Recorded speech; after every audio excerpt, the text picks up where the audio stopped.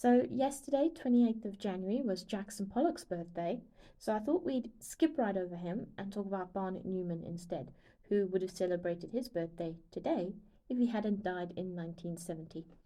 He was the son of Polish immigrants and was born in New York in 1905.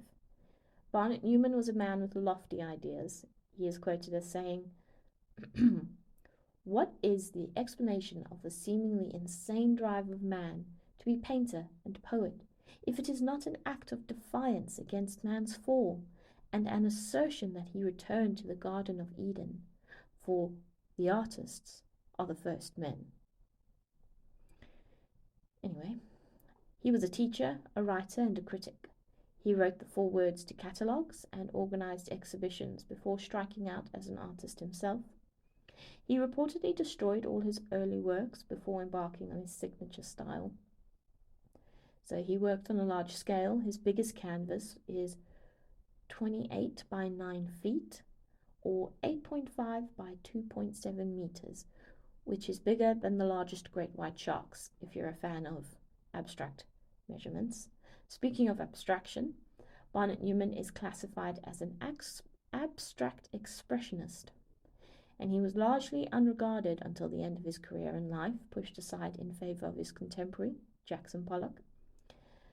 Now, the works, you will have seen them before, and you will have seen reproductions of them before. So another way to describe Barnett-Newman is to say that he is a color field painter. That is, his canvases consist of solid blocks of color, and in Barnett-Newman's case, these are bisected by a line, which he called a zip. The zip was his signature, and he even created sculptures of it. He was concerned primarily with invoking a certain feeling through his use of color, the size of his canvas, and the incorporation of the zip. He originally left his works untitled, but later started to name them in accordance with the theme he had in mind. For example, his piece, titled Abraham, consists of two black rectangles split by an even blacker zip, and it is about as large as a person, which is handy, because Barnett-Newman felt that when you viewed it, it was the experience of confronting another man head-on. He was Jewish, so there's a religious undertone as well as a patriarchal one, Abraham being his own father's name, and obviously Abraham being the father of nations. So Barnett-Newman felt that expressionism was a kind of language, and that he had unburdened himself of the weight of art history and the established canon, and reinvented painting. His work, as he thought of it, expressed metaphysical and spiritual themes on a very high level. Now, perhaps it is a lack of my formal art education showing, but I think this is a greatly overinflated label to give giant canvases of solid color. I am not a fan of expressionism, and I do not subscribe to the anything is art school of thought. I don't like to root around for context in order to appreciate a piece of artwork.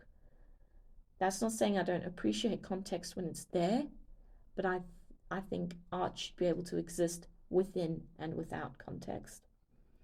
And I also think art should be aesthetic, beautiful, and skillfully executed.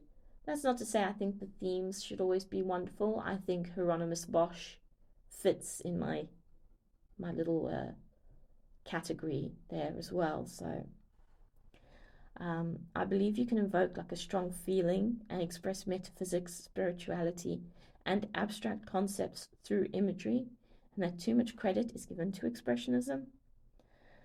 I once read a book called Why Your 5-Year-Old Could Not Have Done That, Modern Art Explained by Susie Hodge, and it did nothing to dissuade me from my opinion, especially when it came to the parts about performance and installation art.